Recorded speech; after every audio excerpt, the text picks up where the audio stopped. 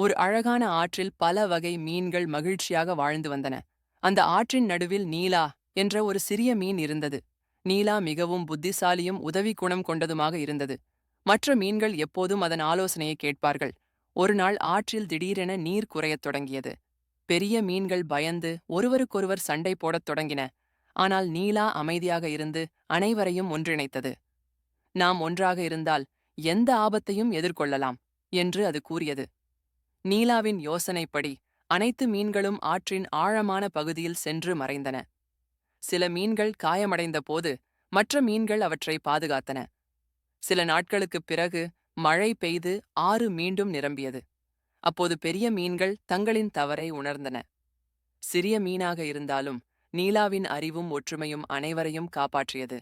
அன்று முதல் அந்த ஆற்றில் வாழ்ந்த மீன்கள் ஒருவருக்கொருவர் உதவி செய்து ஒற்றுமையுடன் வாழ்ந்தன.